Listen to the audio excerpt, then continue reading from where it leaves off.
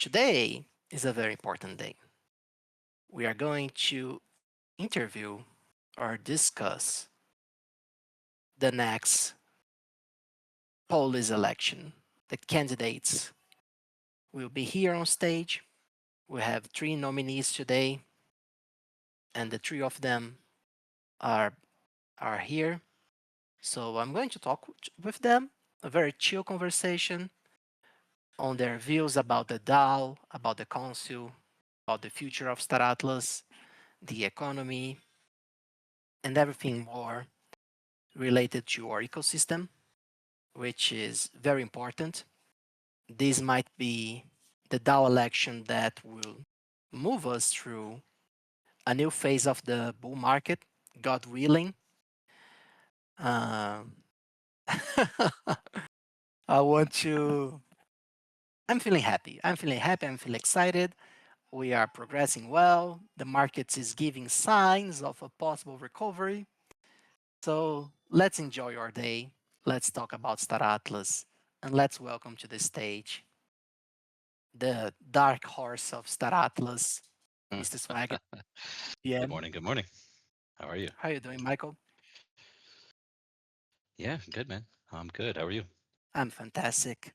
I excited to hear about the doll. I'm a little concerned because the baby's crying on the backstage, so I'll just close the door here just 1 sec, guys.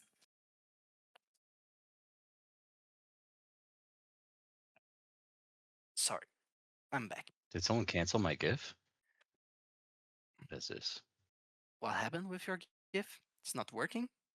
I think I got canceled. Who would do something like this? This I is blame Jindo. absurd. This is absurd. Skill issue. So yeah, Michael, today our main topic here is the DAO election. We have our council members here on the stage. Really good that you are here because you may represent Automata side. Oh, it's back. The horse is back. See, I called Jindo out and he reactivated it. Exactly, he was scared. So yeah, we are going to talk about the DAO, about the council, the whole, Jesus Christ. This penguin, man, it damages my soul whenever I see it. For real, like, it's the most horrific thing ever produced by humanity. And the So yeah, resemblance to you is uncanny. no way you said that. I'm going. Too much. Oh man. So yeah, we are going to talk about the DAO. We are going to learn about the candidates, their lives, their experience, their proposals for the DAO, their view on the Stratos community, their favorite flavor of ice cream, and anything else that you guys want to learn about each one of them. And also, uh, if time allows, we are going to talk about our grind on the last stages of phase 2 of the C4 PTR because we have been working hard. You will often see me and John in the trenches of the C4 PTR test, just basically assaulting you guys for any information on bugs, quality of life improvements.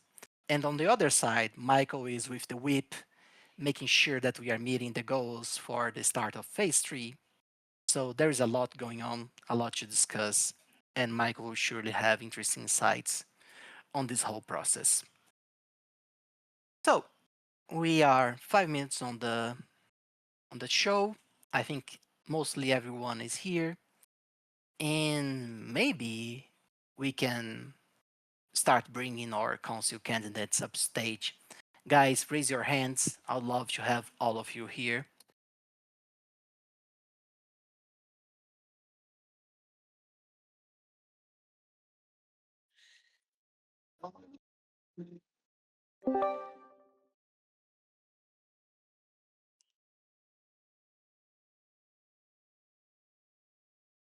GM, Order, Shift Blade, Emperor. GM. Yeah. How are you guys doing? Doing Good. great. Just been basically right before the brew was throwing together the pip for the election. Oh, that's important. Yes, it needs like we want it to go up on we want it to go up to vote ideally on the 3rd, so it kind of needs to get to the kitchen today or tomorrow. Mhm. So as I said in chat, this is now the absolute last call to nominate, because once I send things to the kitchen and it goes up, it's going to be a lot harder to change anything if anybody wants to add themselves. Absolutely. And here I wanna do a small caveat and summon you guys to also come participate in this process. As I was saying in the beginning, there is a non-negligible chance that this is the beginning of a new phase, not only for Star Atlas, but for the whole crypto ecosystem. We are hopefully seeing signs of a possible change on the trend on the crypto markets. And if things kick off here and compound, it can move very fast. So the more people we have working on the council, the better served will be the Staratas economy, the Staratas ecosystem, and their overall vision for our metaverse. So you don't, I think the most important thing here is passion about the Staratas ecosystem, passion about the product that we are developing as a community, as dreamers of this vision that is Star Atlas. And if you have that, if you have the best interests of Star Atlas in your heart, I would urge you to raise to the challenge of being a member of the council and participating on the ecosystem and helping us drive the community and the project forward. And with that said, sorry, Jitblade, I cut you off in the in the middle of your explanation. Is there anything else you want to add before we start the interviews? No, I was done. Awesome, awesome. So here we are, the three gentlemen here on the stage, Earther, Emperor, and Jiftblade. They are the nominees so far running as candidates for this next cycle of the DAO Council. And today we are going to learn a little bit more about each one of them. Uh, we are going to talk about their views. Two of them already council members, so you guys are most likely familiar with everything that they are doing. They have been working hard to preserve Star Atlas ecosystem, to push forward PIPs and overall proposals for the enhancement of Star Atlas as a whole. And Mr. Earther here is also an OG of this project, someone who is deeply ingrained in the Star Atlas ecosystem. And I'm super happy to see that he's also running as a nominee for this council. So, yeah, we have three very capacitated individuals here with us today. And we are going to learn a little bit more about their views, about how they feel about Star Atlas, how they feel about the future, and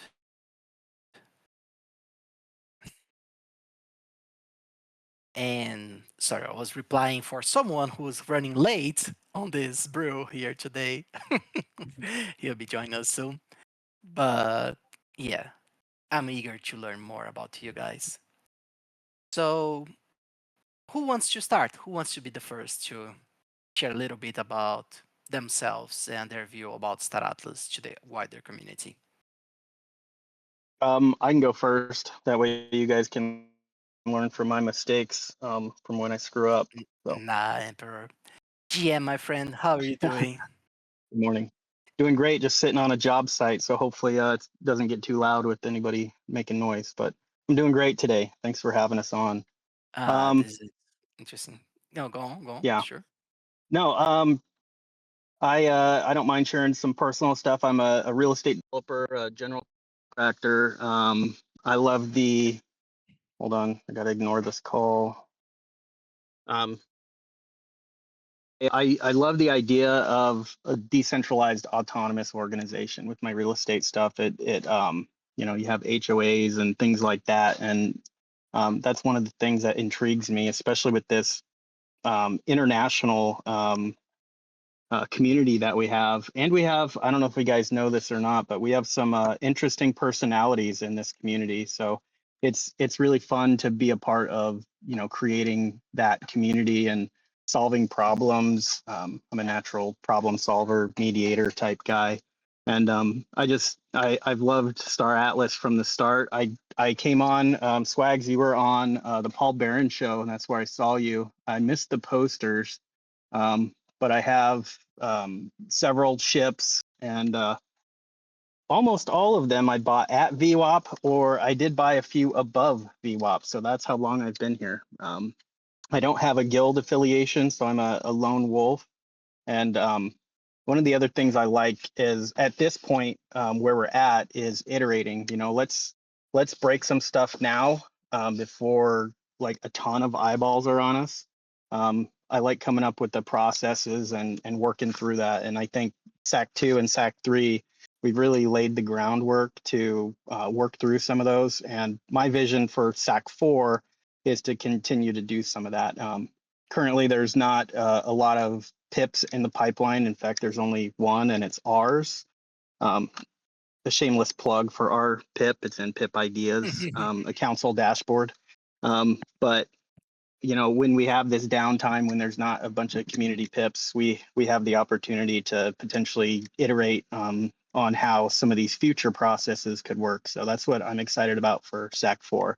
And the sort of elephant in the room, we only have 3 candidates, but we have 3 really, really good candidates. And I think somebody called us the 3 amigos in chat the other day. So I think I like that. We're gonna be lean and mean, and we're gonna get some stuff done and iterate. And I really appreciate Erther jumping on board. Jith, I'm gonna throw both of us under the bus, and our strength, me and Jith, is not communication and announcements and some of that stuff. I'm not a tech guy.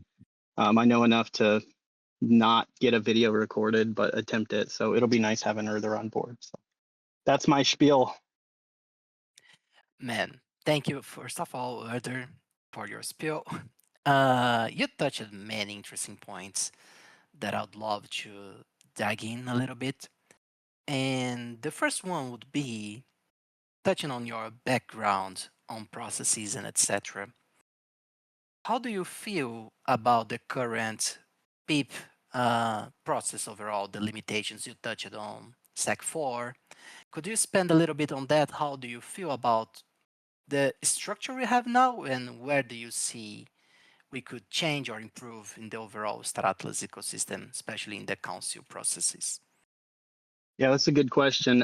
When we started, this whole DAO journey, the ecosystem fund, which is 5% of the total treasury, and you can apply for 5% of that. Basically, you used to be able to apply for about 10K worth of funding. Grant funding is what I call it. Now it's down to like 2,200 USDC to Atlas. So that's one of the challenges that we have to navigate right now. Another one of the challenges is the lack of engagement, for lack of a better term. It is what it is. It's coming out of the bear. Hopefully we're coming out of the bear. There's not a lot you can do with $2,200, but to be honest, you can do a lot with $2,200 if you're willing to put in some work. So that's a challenge that we've kind of had to navigate. And getting engagement really is pretty difficult. I know there's been some chatter that we should be doing more and whatnot, and we could do better. And that's where Erther being on board can hopefully help us navigate some of that stuff.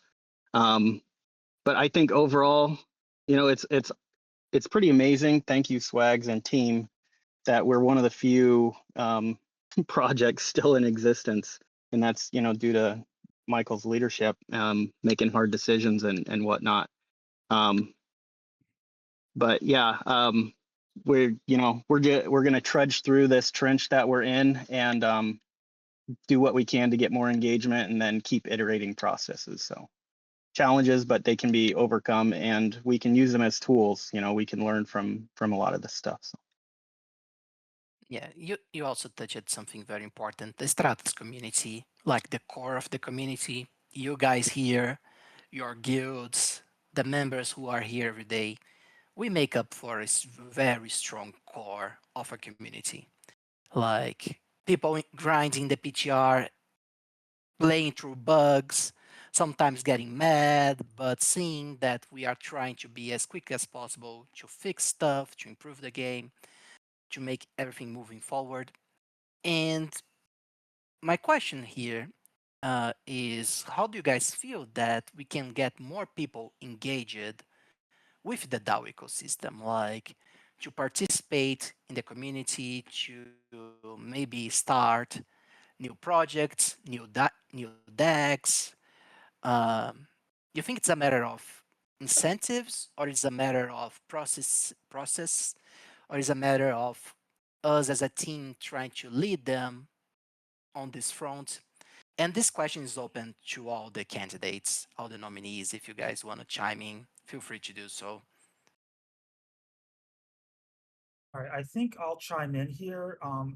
So the biggest issue right now is that the ecosystem fund is actually at what is more or less a hard limit. I do not think we like honestly trying to do another refresh of the fund is not going to really work until after we know what is going to be coming in at with C4. Because even with a market upturn, that's not really going to increase activity in Starbased. It should help with renewed activity and interest in C4 once that goes live. However, with our limited funds that I keep going over every week in the tag ups, it's like we do want more engagement, but we do have a hard limit on how much stuff we can do that is outside of where we were at the start of the term. So with knowing that, the community is going to have to be a little bit more critical on exactly what we do. So I do think that anything that actually provides direct income back to the DAO is going to gain a lot more traction than stuff that is just basically there to try to just increase engagement. If that makes sense. Interesting response. Arthur or Emperor, do you guys want to share your insights here? Work talking like a politician, sending the question to Michael Wagner, who is not even a candidate. Michael, do you want to reply to that, or we can let this after the the others' questions for the candidate? No, I don't. Trying to put me on stage here. This is all about you guys. But I can comment on a few things here briefly. I really don't want to take too much stage time because I really do think the focus should be on the candidates. But I guess one comment on this ecosystem fund and the value, and maybe just a minor correction or clarification. The ecosystem fund is 20% of the DAO treasury, not 5%. But then yes, the each individual PIP can be up to 5% of the ecosystem fund. I guess where my position is on this is that from one perspective, yes, it's absolutely valuable for us to be able to reward and compensate people to help us co-develop and co-create the Star Atlas ecosystem. I think we have kind of compounding negative factors working against us with the DAO right now, which consists of one, kind of reduced activity universally across the Star Atlas ecosystem. Just my opinion, largely a result of market sentiment and market correlation and token prices going down and asset prices going down and everything just getting beaten up over a number of years. With no real reprieve seen really since like a small period or window in 2024. So we have activity across the ecosystem going down, and then yes, direct financial impact of the token prices going down. And I mention both simply because what I would like to point to is actually, as we're on this call, I'm currently reviewing 2 different community projects that are in development and providing some feedback on them. What I want to emphasize is like there are still passionate people in the community that are willing to build and want to build alongside us, regardless of the financial compensation. I think that's financial compensation is an excellent tool for us, but it also, in some ways, will attract people who are just looking to extract value and aren't necessarily as passionate or caring about our ecosystem as they otherwise would be. So I think maybe to an extent, to address Earther's question or point, is like, let's not hyper focus on the value of the ecosystem fund and how we can pay people and how much we can pay people. Let's think about how we reinvigorate the community to want to build alongside us simply because they're passionate about what we're creating, and like appreciate the vision of creating this full decentralized autonomous universe over time.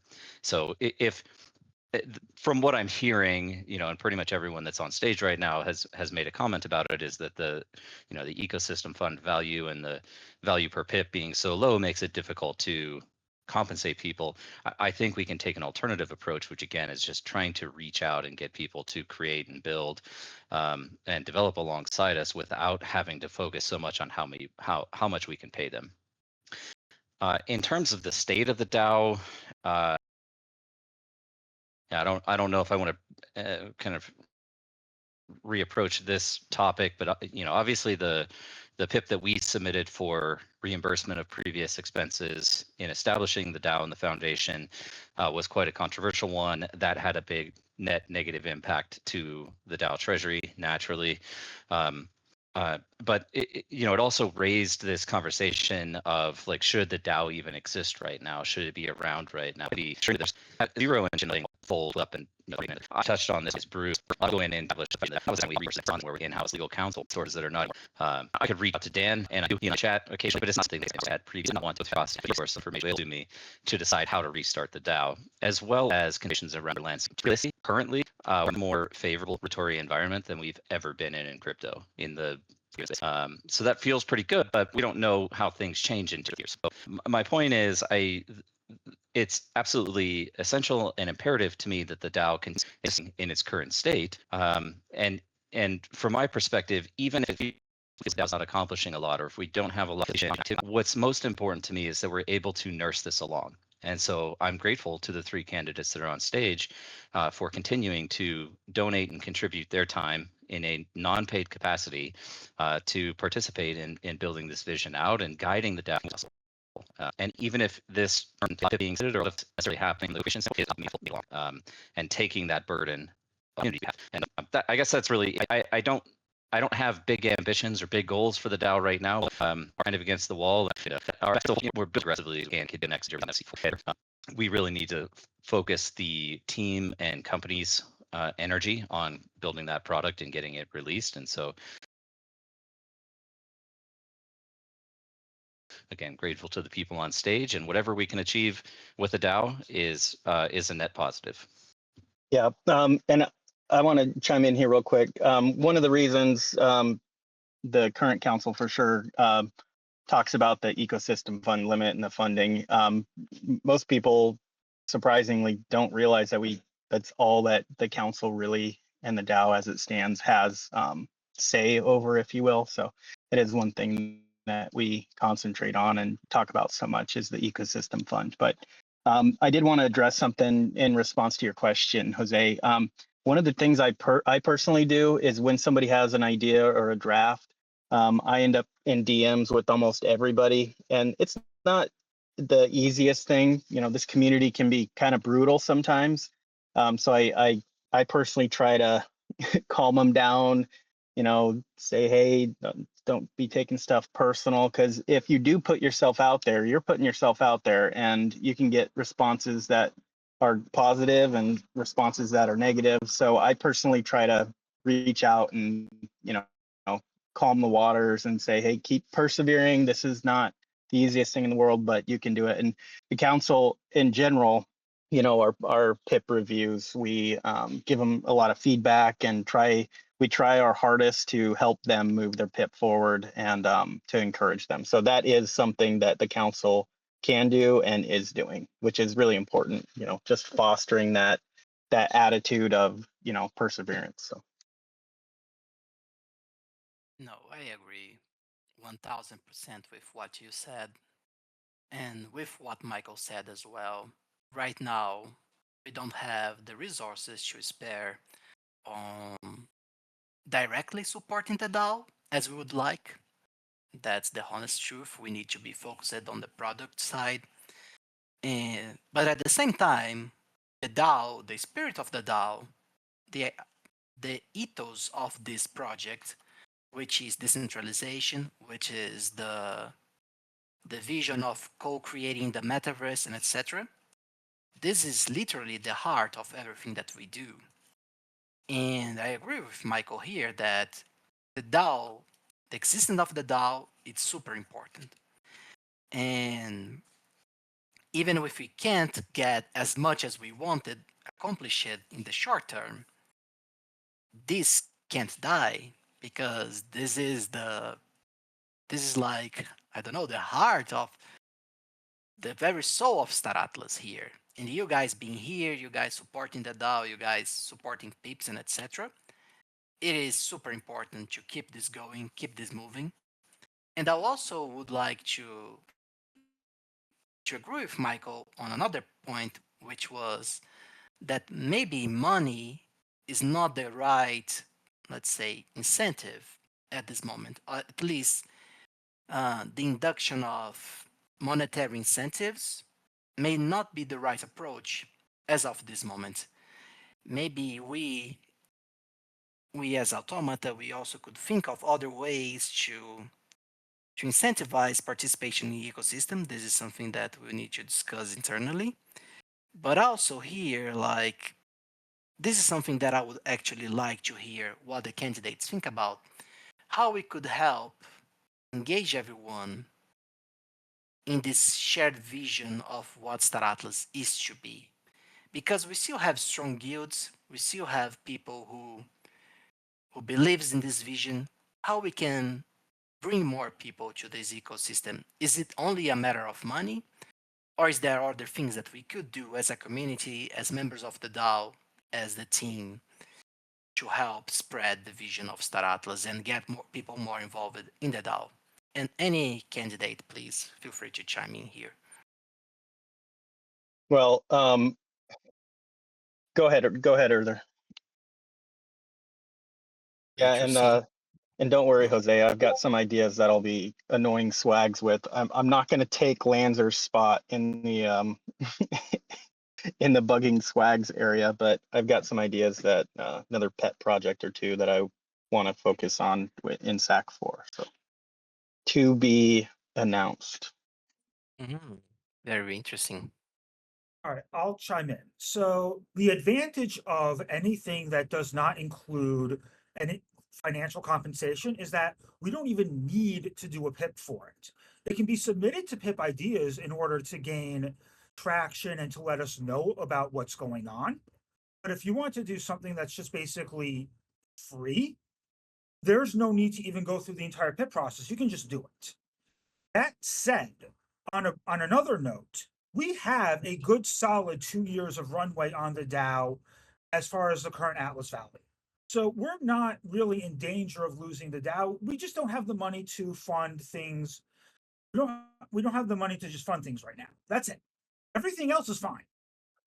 In fact, like everything with Zinc coming in and all that is perfectly fine. And I do want to actually hear people's ideas on Zinc projects.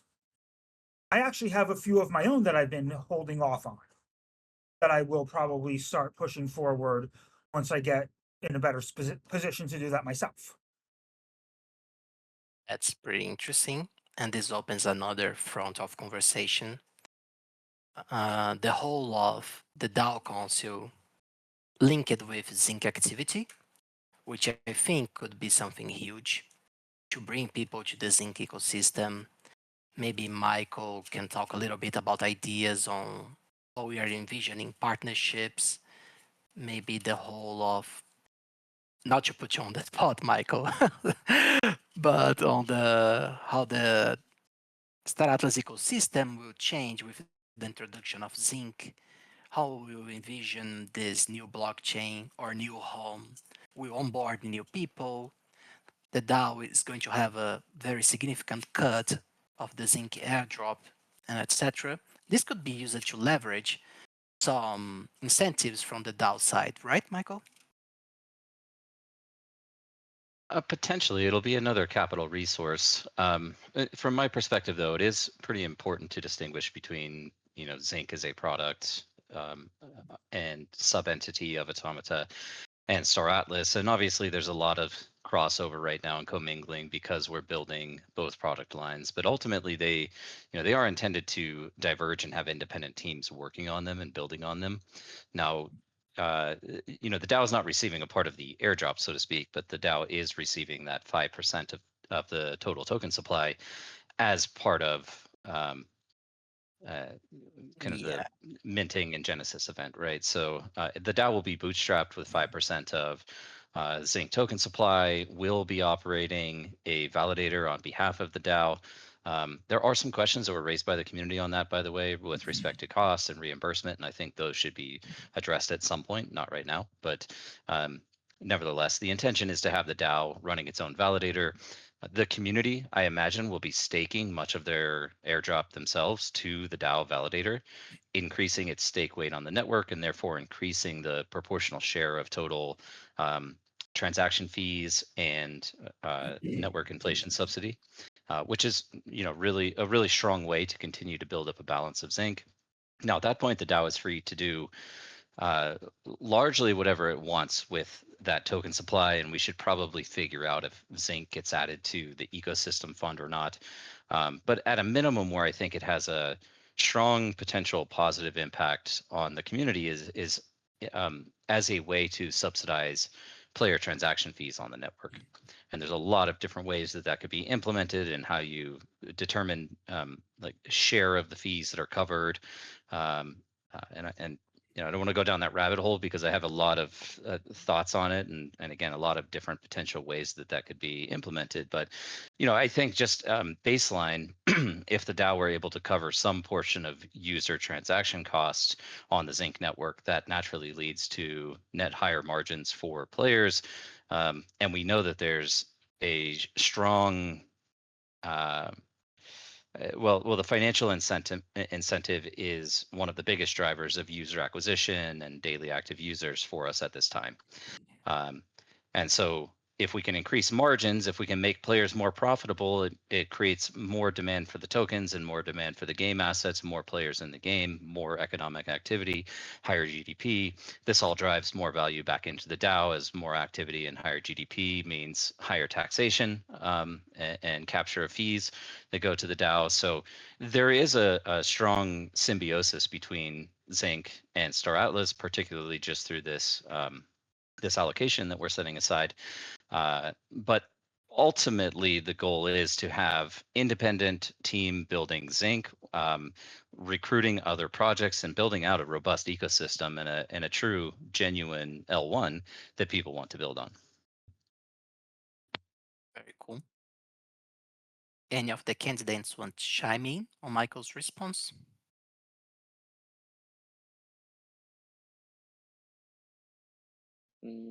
I just want to say, like, I'm excited to see community members publishing Star Atlas related programs to Zinc, and I've already been publishing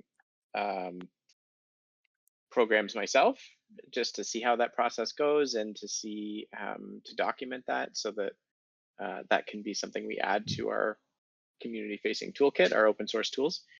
And yeah, so I'm really excited to see what Jith has got up his sleeve. I think any kind of real world use case that we bring to Zinc is valuable. It'll bring its own user group, and hopefully those those users funnel back into Star Atlas products as well. Absolutely, John.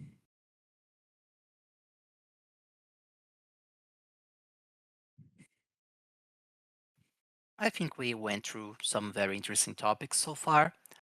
Community, you guys on the audience, is there anything else you'd like to know from the candidates or visions that you'd like to share about the DAO, the Star Atlas ecosystem on the community side, how things are moving forward, the kind of things that would like to see coming from the council or the future of the Star Atlas community overall in terms of its relationship with the project, with the DAO, and etc. The floor is yours.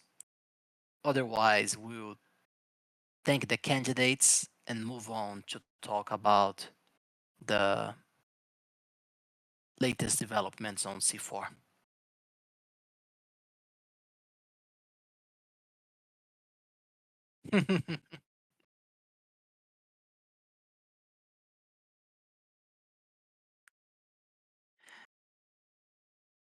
Very well. If we have no further questions, I'll just like the Emperor, maybe you can give us the timeline of the next steps on the DAO elections. Yeah, so the voting starts on Sunday. That's why Jit, and thank you for doing that, by the way. This is kind of the last call. I'm kind of unofficially, if you're gonna run, we already extended the campaign period. You know, the self-nominations into the campaign period. So if you are interested, please do it today, because we have to get the documentation over to the team so they can get it put up on the website. But Sunday, the elections start and they run for 2 weeks. And then after the election, then the new council, which will just be further as it is right now. There's a 1 month transition period before SAC 4 actually takes over. So Sunday, 2 weeks of voting, and then a 1 month shadow period. Very interesting. All right. Thank you, Emperor. Thank you, Shiftblade. And thank you, Arthur, for coming here, for working for the glory of Star Atlas, for taking on this job, this responsibility. You guys are legends. Doubles in the chat for our nominees, for putting in the work, for helping the ecosystem. Thank you, guys. We really appreciate everything that you are doing. John, we go back to for development. And we have been grinding a lot on many different fronts, on many different areas. Just to nominate a few of the things that we worked out this last week. We fixed the medallions configs. We fixed things like hit and miss messages. You can no longer fire attacks if you have no ammunition, and the UI tells you this. I think I added something like 15 different types of new error messages, the less barriers that we need to start phase 3. And we are also, whenever we can, trying to add some quality of life uh, improvements to the C4 ecosystem, to the PTR. You guys also asked me for things like adding more, what's the quality, the max crew to include passengers, to create an interface to deal with that. We are polishing the game little bit by little bit, and we are approaching the stage where we'll be able to start turning the actual fun stuff like combat, like in-game rewards, and etc., which is the heart of phase 3. Michael or John, you guys would like to comment on where we are so far, these last legs of phase 2, the start of phase 3, and how you guys see yourselves moving forward? Yeah, sure. I can jump in there. Just to layer on top of some of the stuff that Jose is working on. I'm currently focused on combat. Sorry, my kids are pretty loud in the next room, but apologize. Yeah, so I'm working through combat mechanics, specifically fixing fleets that are destroyed. The whole fleet shouldn't be completely obliterated. So we want to maintain fleet composition. We want to work on the respawn fees and the medallions that are dropped, and those two are very much related. So Jose has been working on medallions, and I've been working on implementing the mechanics for respawn fees in Atlas. And yeah, so those tie into the broader improvements to combat that you've seen with like real-time combat happening on the map. That was Brave Target.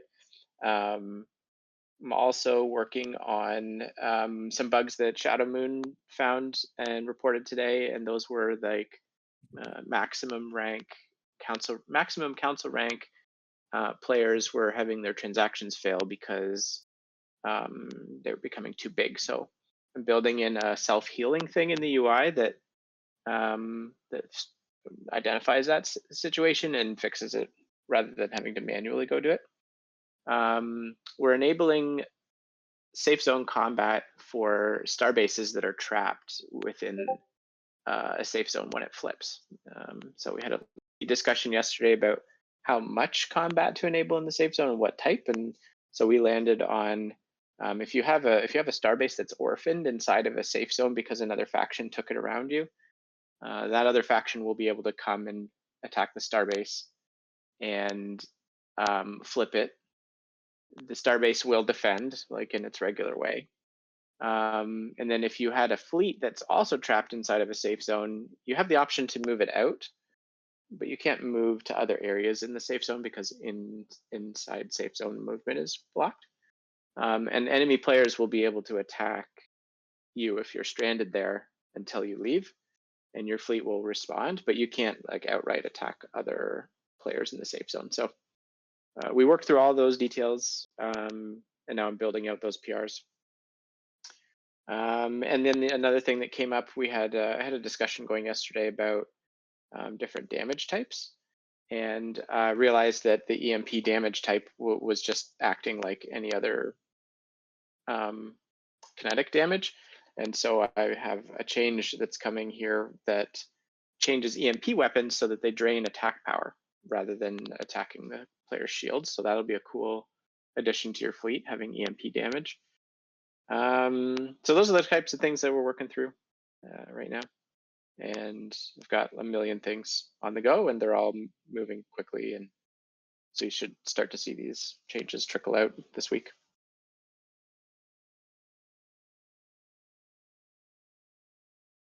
Yeah, I think that was a good summary. I mean, a big initiative for us as we get into phase 3 here is really trying to finalize or at least establish game balance and economic balance that's closer to what we anticipate to be in the release candidate. And so that includes like balancing things like ship configs. We're taking a big initiative right now on resource distribution, richness and hardness, and resource locations. We've done a big pass on the council rank XP curve, as well as the XP that you earn per event or activity that you engage in. And so just really trying now to eliminate a lot of the placeholder values that we had just on the initial release and tune it a bit more getting into phase 3. I would note the democracy module was intended to be in phase 2. It never actually made it in there, but we've had pretty extensive conversations now about the functionality or intended functionality of the democracy module, and that is something that'll be released with phase 3. As well as a teaser of the single player campaign. We're going to release the entire give you just here the to get this favorite through release. Saying this just what it is the new in that we want to use just to use so you can all just so players that guessing that we kind of have a final candidate. We will be essentially all of this was a big focus of phase 2 and all of two really release candidate space for the window. Time period was T1. However, while we don't make significant changes, there should essentially be no changes to but we are probably button we're calling pre-install snapshot of a little asset on making of standard startle going to be based on the actual assets that you own, and then you'll be able to play the live and get a real sense of what the play and progression is going to feel like with your assets before we get to mainnet. And I don't know if we've really touched on this at all. It's an idea that we're still tossing around internally, but I'm largely in favor of. And that is that we will probably be pulling some of the economic incentives from Starbased. So some of the Atlas emissions will be removed from Starbased, and we'll be shifting those into the C4 PTR. And I don't know what the ratio is going to be or what the proportion will be, but essentially think of this as a transitionary period where we're already slowly deprecating Starbased and starting to ramp up on C4, and then naturally with the release of C4 on mainnet, the Starbased front end will be fully shut down. You'll still be able to access all of your assets and withdraw them and bridge them over to Zinc.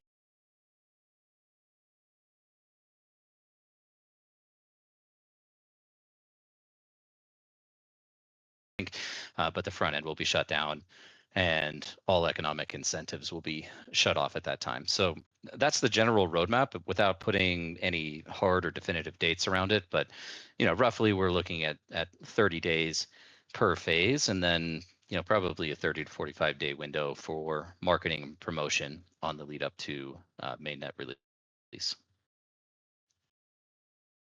Very cool, Michael. And I see some questions in the chat here. Anthony asking about the name premium, is if you have to pay for the. No, I don't think you have to pay, right, Michael? This is just a bundle from your wallet from the assets that you already own, correct? Yeah, correct. It was just a naming convention that was used to differentiate between the free bundle. Well, I mean, they're both free, but the bundle that we distributed to everybody in the initial phases versus this specific snapshot of actual assets owned. But you're not going to have to pay for it. It's just a reflection of what you already own on Solana mainnet. Don't worry, Anthony. Yeah. Yeah, and this is another very exciting news. I don't think you ever shared this before, Michael, but adding economic incentives to the gameplay of the C4 PTR could be very interesting. I mean, this would surely help increase the activity on the C4 PTR and also allow players to prepare for the real deal once the game goes live on the mainnet, correct? Yeah, that's right. Now, one thing I will say is there would be no intention of carrying over any progression that you earn in this, quote unquote, phase 4 or the go to market window of PTR. However, for anyone that has been earning license XP in Starbased, we have determined what the formula is for the migration of that into C4 on mainnet launch, and so those benefits will carry through. And anybody who's been a user or a player of ours over the past couple of years, you're going to get some kind of boost going into the start of C4. Michael, Dark Void has a question. What would happen if a bug persists until mainnet and causes the loss of real assets in the game? Well, I mean, that would be catastrophic, but we won't, if to the extent that there's a known bug, we're not going to launch on mainnet. If it's an unknown bug, I mean, I don't even want to imagine that scenario. Yeah, and just to hop in here, like the snapshot means that nothing on mainnet actually travels. We just make a copy of what you have on mainnet and bring it into the PTR.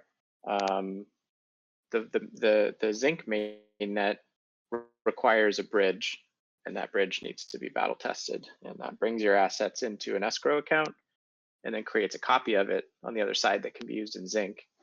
And that Zinc is mutable and it can change and to whatever degree we want it to. And then when you go to bring it back out, the Zinc copy is put into escrow, and the mainnet Solana copy comes out and it gets moved back into mainnet. So a bug on a bug in C4 wouldn't burn your mainnet asset. That thing is stored in an escrow account. The risk is in the bridging and the escrow mechanics itself, not in the game, not in like client side UI or even game logic bugs. I don't, until there's a high risk zone and things are actually burned in the game. Like it's not that isn't a vector that you have to worry about. That is that's a really important clarification, and I'm not sure if that's what Dark Void was asking, but just to emphasize John's point here, you're not actually moving any of your mainnet assets over during PTR. We're taking a snapshot or a picture of what you own, and then we're still just distributing artificial assets to you on Zinc testnet during PTR.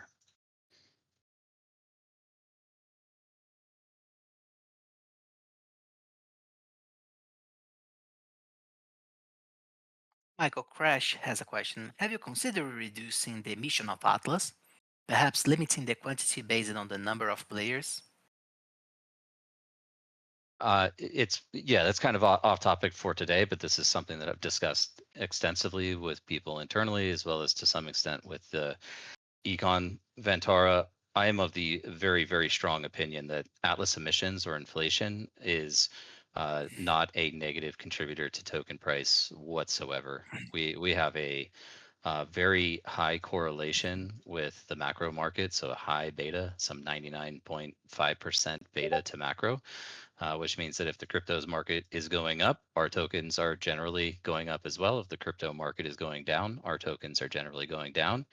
When we analyze the player behavior with respect to what they do with emissions, something like 90 to 95% of emissions are retained. They're held in player wallets or they're staked in one of the lockers at the DAO. And so, very small selling volume. In fact, our own selling volume probably exceeds that of the players. And so, generally, I don't have any concerns about emissions or inflation right now. It's actually been quite tempered over time and even below our proposed emission curve in the tokenomics paper. It's lower by quite a considerable amount. And then just on the opposite end of that, what we do see is really a strong correlation also with token price and daily active users. Again, almost a one-to-one correlation, wherein as token price goes up, we see an increase in number of users. And what's important to consider is that a lot of the players and a lot of the users in Star Atlas care very much about the financial incentives, especially as we're building out the more entertaining elements of the game. And so to whatever extent we start to reduce player earnings potential, we start to lose players. So it's a dangerous game to play, and so as of right now, I do not think it would be a wise strategy to reduce emissions at all.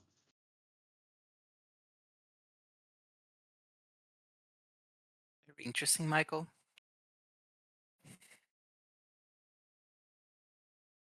I can respond to AST as well, just as I see it, but yeah, that is definitely the intention. Now, to be clear, there are many, many things we can still build, new features we can add, enhancements we can make to C4. By no means someone ban this guy, Santi, please. A lot we can still do for C4. So I don't intend to make a complete shift of all team resources into UE5 at that time, but I can share today that Jacob has been working on the Unreal Engine 5.8 upgrade. I know many in the community have been monitoring this and seeing what's going on, but 5.8 adds MCP support, which really unlocks more agentic development capabilities building an Unreal Engine.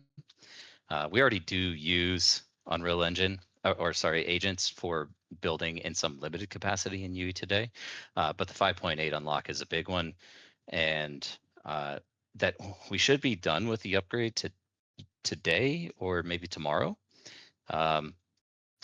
which is that's big, and so when we get through C4, probably a migration of some of the team resources, a few people over to Unreal Engine. And what I'm confident in is that the team has established a really robust set of agentic development skills over the last 6 months or so, given all of the work that we're doing with our own AI agents. And so taking from the lessons and experience of building C4 and starting to apply that to Unreal Engine development, I'm hopeful, if not confident, that that's going to lead to an acceleration of feature development in UE. Maybe one just final point on that, and I think a really important point is that what AI today is not really good at is design, art creation, art production. And so it's not really going to benefit us to the extent of like trying to create new assets and release new assets. But what it will be beneficial for is leveraging our existing asset library and creating immersive gameplay experiences and new gameplay modes, things like our conquest mode, being able to build all of that quite quickly. So the back end aspects of what Star Atlas is, but leveraging our existing asset library.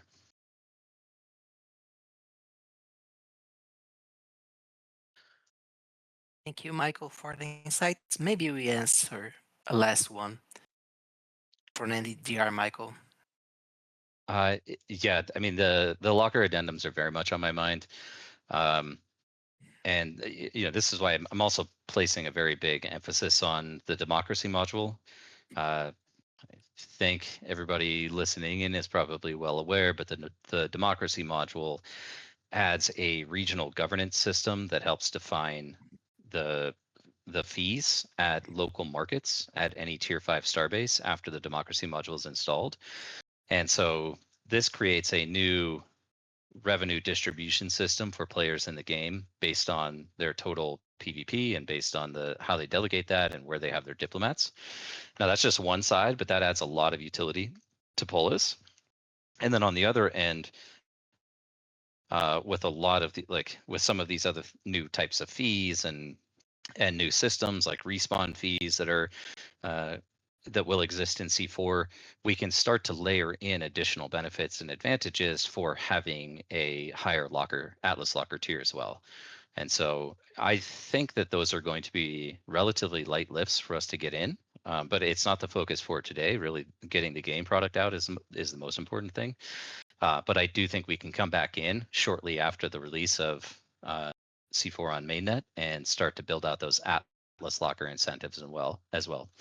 And so creating a really strong flywheel between earnings, locking Atlas, locking Polis, getting revenue distribution, getting discounts to gameplay mechanics, and starting to drive more acquisition of the tokens and locking in those lockers.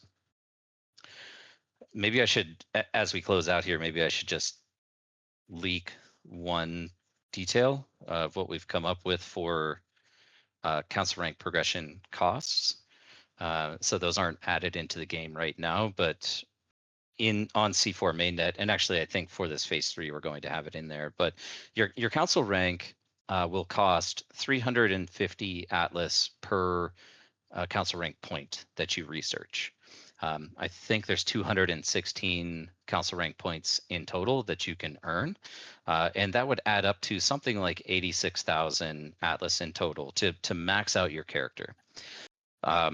What we want to do is offer through the Atlas locker, if you have a tier 2 locker or above, all of your council rank points are researched for free. And so a tier 2 locker today is 80,000 Atlas. And so the math on it is essentially, or your option is spend 86,000 Atlas to upgrade your locker, or to upgrade your council rank, or lock 80,000, retain it, earn Polis emissions off of it, get additional benefits by having it locked, and also get all of your council rank for free. So essentially every new person that comes into Star Atlas, to the extent that they're aware of it, and we should make them aware of it, should be incentivized to lock 80,000 Atlas up at a minimum.